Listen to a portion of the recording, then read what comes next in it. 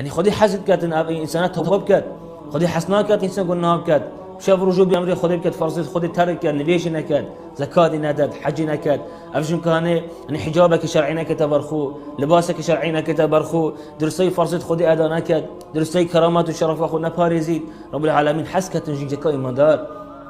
جيجك ملتزم أخلاقي خو خدي حسكة إنسانك ظلامي ديندار يعني قلنا ترك توبة كان خدي حش إنساني هو صدقات جبر هندي خدي الأمر كاتن بجتن عز وجل قلت والله يريد أن يتوب عليكم ويريد الذين يتبعون الشهوات أن تميلوا ميلا عظيما والله يريد أن يتوب عليكم سبحان الله رب العالمين قلت خديت بيت توبة برسته وابكات خديت بيت حس كاتن توبة بكنش قلنا خديت بيت هم زفرن بولاي خدي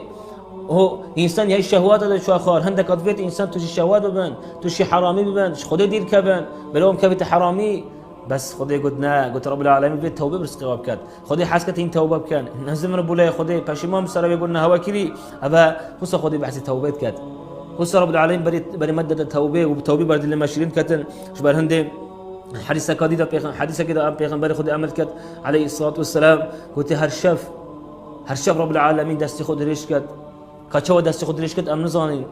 بس أبا لا يقع عظمات خدي وشيانة خدي قلت رب العالمين دست خود ريش كف شبه دي غازيوان إنسانا كات عيد روجي قلناه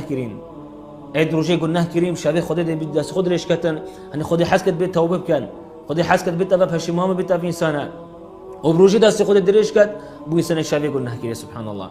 يعني روجي تا قلناه كر شبه ها خدي حس كد توبة بكي توبه بك ورا جاي قد بزفره خدي يعني توبه بوان كون هتروجي تشافي قنهات كي شافي سر قنهات نبي شافي مجيلي قنهاي حرامي قلت رب العالمين سبيل دست خد ليش كد بون انسان بشافي قناه كريم سبحان الله يعني خد رب العالمين شوي بري مدد التوبه وشوي بالتوبه بدل ما شيرين كد قام انسان قناكار ابيت هم بارخ قران كري قنها ابا لازم حالي ما بتقال توبه ودرس يزو توبه بجين وصحش توبه بكين وصب زبرين بولاي خدي